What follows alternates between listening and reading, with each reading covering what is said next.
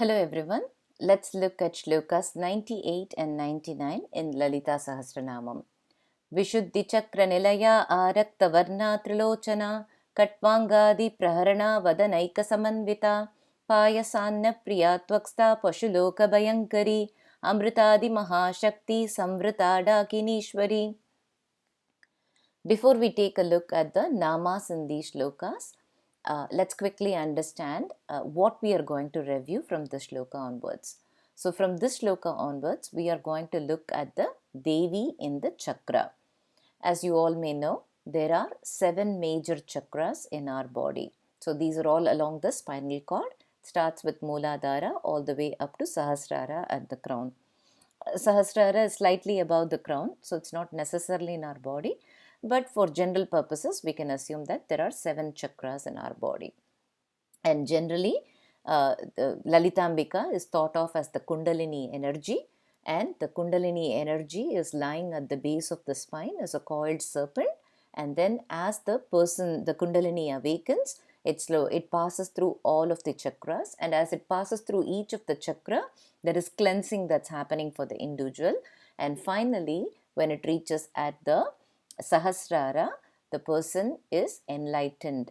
That means they have the ability to transform themselves, break out of all the conditioning, and they recognize their oneness with the ultimate consciousness. And that's where they experience Aham Brahmasmi. So they recognize their oneness with the ultimate consciousness. And at that point, it's said that the veil of Maya is actually lifted. And for anyone for whom the veil of Maya is lifted, that person does not have rebirth. They become one with that ultimate consciousness. So that's called as enlightenment, or reaching the liberation. So liberation from wanting things, liberation from being stuck in a certain way of behaving. So that's what generally the principles are. And if you see in Sri Vidya tradition, there is a lot of focus about doing certain practices in order to raise that Kundalini energy. And each chakra in the Sri Vidya tradition is envisioned as a lotus with a certain number of petals. And each chakra has a presiding deity who resides in that center of the lotus, and every petal has a sub-deity. And generally, if you see, the practice is such that they will focus on each lotus petal. And each lotus petal is supposed to be connected to a syllable in the Sanskrit alphabets. So the Sanskrit has totally vowels and consonants put together, about 50 letters, and each petal corresponds to one syllable. And therefore, the number of petals across all these 7 chakras adds up to 50. And the practice is generally that they will take each petal and focus on this, direct their attention and therefore their breath, and use the sound of that syllable in order to raise the Kundalini energy. So that is generally the way it's envisioned. And here we are going to look at those deities who are presiding deities of the chakra. And there are 7 of them, obviously, because of 7 chakras. And the order in which they are presented here is according to the number of face that the particular deity has.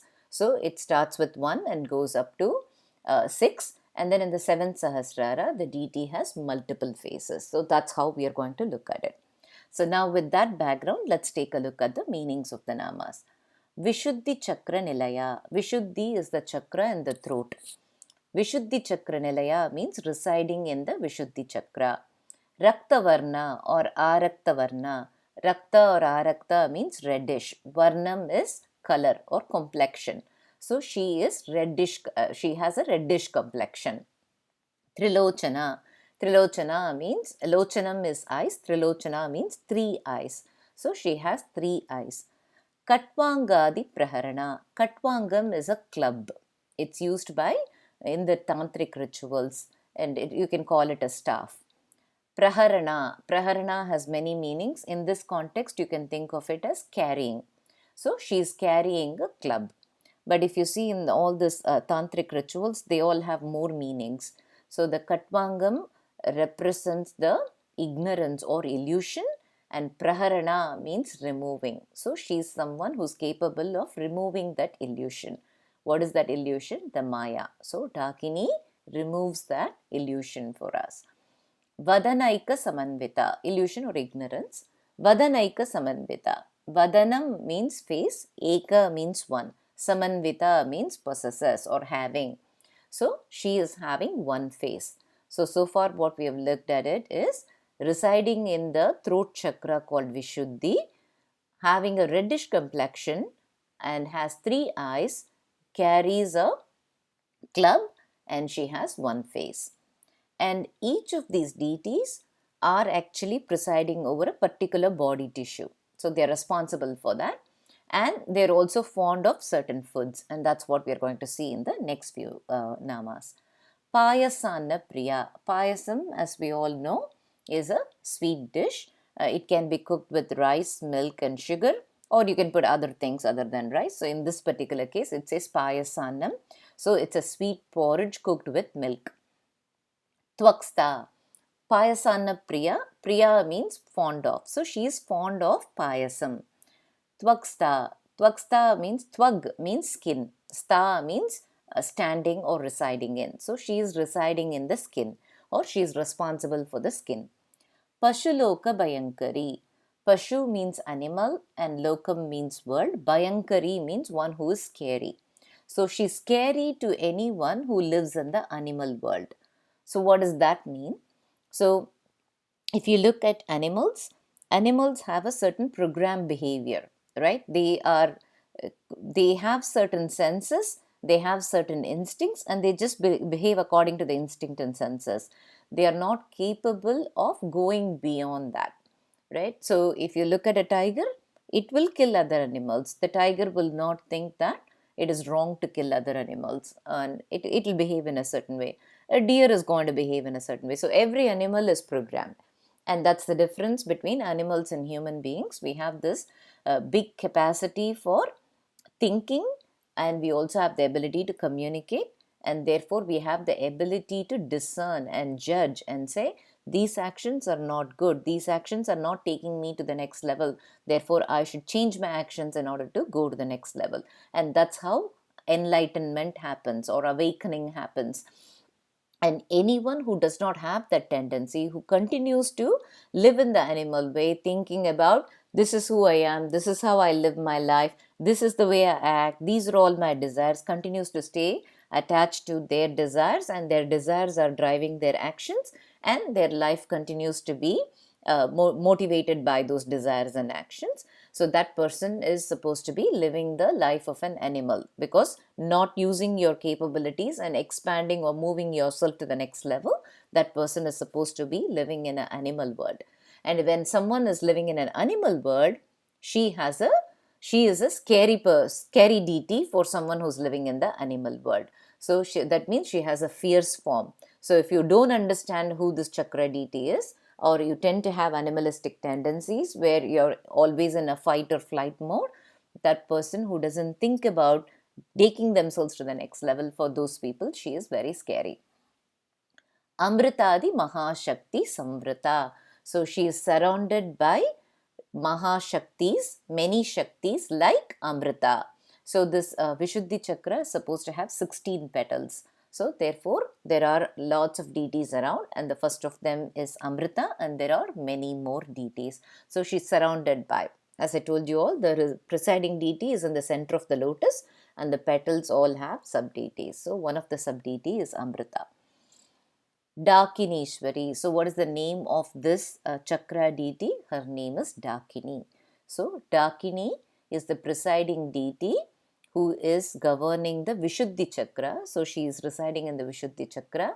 She has a reddish complexion. She has 3 eyes. She carries a club, and she has one face. She is fond of payasam, and she is responsible for the skin, and she is scary for anyone who doesn't think about going to the next level, and she is surrounded by several deities starting with Amrita.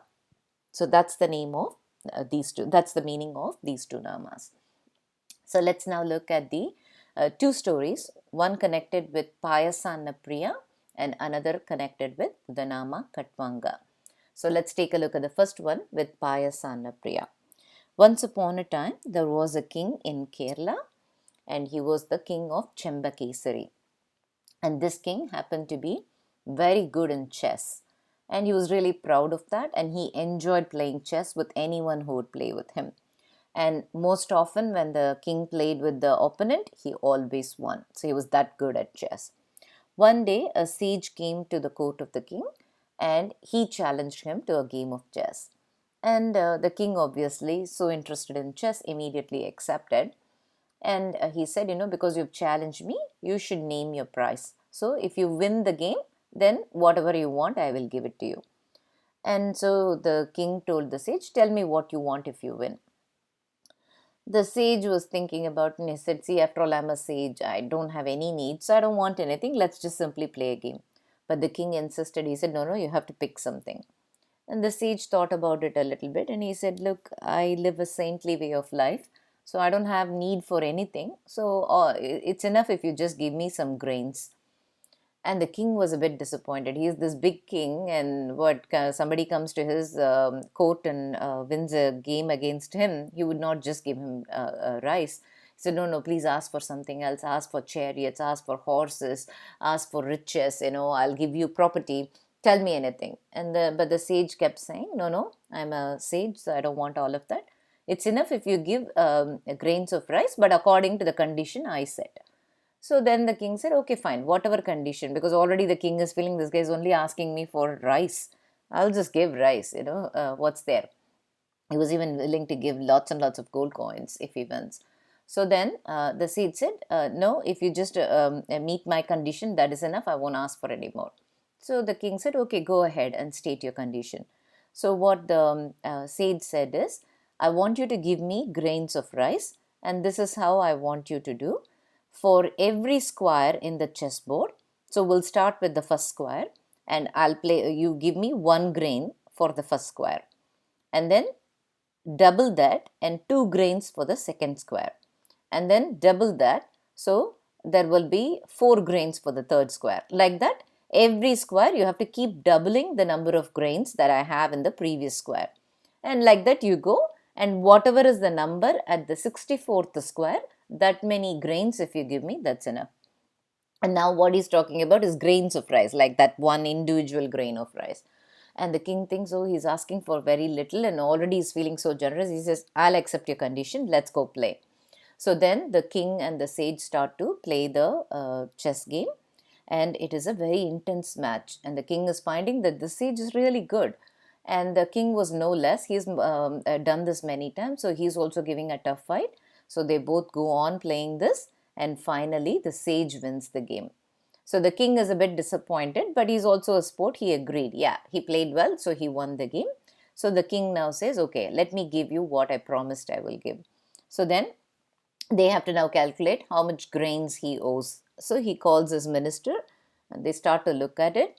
And so they start to go with each square. And it turns out that as they kept on doubling this, at the 64th square, the king owed the sage 9 million trillion grains of rice.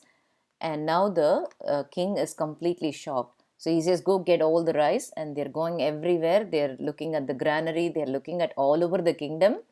There is not even that much rice. So, if you're thinking about it as 9 million trillion grains, what it translates to roughly is 485,000 million tons of rice. That much rice is not even produced anywhere. So now the king owes so much. And now the king is taken aback. He never realized that he was agreeing to something like this. But regardless, a king's word is a king's word, right? He said he will give it. So now the king doesn't know what is the way out, and he's very embarrassed because the king is not able to do something he said he will do. And at that instant, it becomes clear to him that this sage is no ordinary person, someone who asks like that. So he goes to the sage and he falls at his feet and he says, who are you? Please reveal. And at that time, the sage shows himself to be Krishna himself. And so Krishna says that he came to play with him. And Krishna then says that you don't have to give me all the rice right now itself. So you can assume that you will be in debt. You can slowly repay that. And the way you will repay is, for all my devotees, you give them pal payasam. You cook this rice with milk and sugar and give it to them. And if you give the rice to my devotees, then I will consider my debt to be repaid.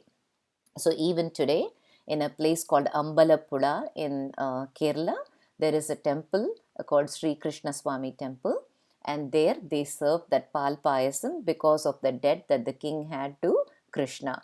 So it is a tradition that goes even now, and apparently the pal payasam in Ambalappuzha, that pal payasam you cannot find anywhere else. It tastes so different, and it is supposed to be a tradition there. It's something that's continuing even today. So that's a story about pāyasānnapriyā.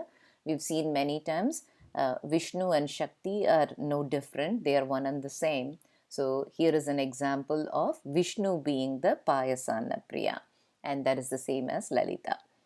The other story that we are going to look at is related to the nama khaṭvāṅgā.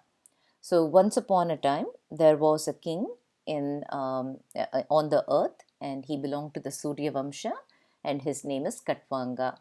Khaṭvāṅgā is a very powerful king. He is a mighty warrior, and he also had a very large kingdom, and at the same time he was a very just ruler. He acted according to dharma, so he was really loved by all his people. So he was a very popular king on the earth. And we all know always Devas and Asuras have this constant war going on. And when they did the Samudra Manthan, the amṛtādi came out of it, and only Devas got the amṛtādi. The Asuras did not get it. And we all know the amṛtādi makes the person immortal. And so these Asuras are always after immortality, and they resent the Devas who have that immortality. So they try to always attack the Devas, and they somehow try to take everything that belongs to the Devas. They give a lot of pain to the Devas. And Devas, depending on the situation, sometimes they win over easily, other times they take help, etc., and try to figure out a way to deal with these Asuras. And this was one such time where the Devas and Asuras were fighting, and the Asura army was a bit stronger. So the Devas decided that they have to go get help. And this time they decided that they will even include humans in their army. And when they thought about who are the humans who are very powerful, obviously now here is our king khaṭvāṅgā, who is a very powerful ruler, and he has a big army. So immediately the Devas reached out to khaṭvāṅgā and asked him whether he would support them in the war. And khaṭvāṅgā agreed, and so they all went to the battlefield. And khaṭvāṅgā's prowess in the battlefield was amazing, and just because of his individual might, they were able to defeat the Asuras, and the Devas came victorious in that battle. So the Devas were very happy with khaṭvāṅgā, so they wanted to give him something, and they said, khaṭvāṅgā, ask whatever you want. We want to give it to you because it is because of your army and your personal ability that we won this war. And khaṭvāṅgā said, no, you're all Devas. If you look at on the earth, we all do yagas and sacrifices as a way to thank you all for what you do for us. And so you're all people we revere. And if you come and ask me for help and you give me an opportunity to fight on your side, that in itself is a big blessing. There is nothing extra that you need to give me. I'm just happy with what you gave me, so you don't need to do anything. But the Devas insist, and they're saying you have to ask for something. Now, khaṭvāṅgā is already a big king. He has everything. He can't think of what he needs. And he's wondering, what is it that I might need? And then suddenly it occurs to him, it actually depends on how long he has to live, that he can decide what he needs. So he asked the Devas, I can't think of anything that I need, but if you tell me how long I will live, maybe I can come up with something. But at that point, khaṭvāṅgā was going to receive some bad news. Indra and Yama and everybody, all the Devas are there, and they immediately knew that his life is going to be only for another half a muhurtam. A muhurtam is 1/30th of a day. That means each muhurtam is 48 minutes. So khaṭvāṅgā had only 24 minutes more to live. So Indra immediately told him, you have only 24 minutes more to live. So immediately, as soon as he realized that he had only 24 minutes to live, then khaṭvāṅgā's priorities became very clear. So he realized first he has to give his rajyam away to somebody else so that they can still continue. But for him personally, what he would need is to forever be in the feet of God, right? Go to moksham, go to Vaikuntham. So that was what was more important. So he immediately said, I need to go to moksham. But you can see that Indra and other devas cannot guarantee all of that. So at that point, what Khaṭvāṅgā thought is he sat down and he started to think about the names of Vishnu, Namasmarana. And at the time of his death, he was still thinking about Vishnu, and immediately as soon as he died, he was taken to the Vaikuntham. So this is the story about the king called Khaṭvāṅgā. But I think the key message there, or the point that we have to note, is when Khaṭvāṅgā came to know how long he has to live, his priorities became very clear. He realized no matter he is the king or what is beneficial for him is to acquire the punya that is currency in the other world, right? That's what gave him the abode of Vishnu. So that is very important, and that's what we all have to take away. And I think even in our current life, sometimes we are running after a lot of things, but then what's very important is having our priorities clear, having our mind clear, and being very specific about what it is that we want to pursue in our life. That mental clarity is extremely important, and when we have our priorities clear, our life will automatically fall in place and it will reduce the amount of stress. It's just having too many priorities or not being clear on our priorities is what causes stress. So the biggest takeaway from Khaṭvāṅgā's story is to, one, have our priorities very clear in life, and two, use Bhagavan Nama, Namasmarana, which all gives some calm to our mind, which will then help us know what are our priorities, which will then reduce our stress in life. That's all for today. Thank you.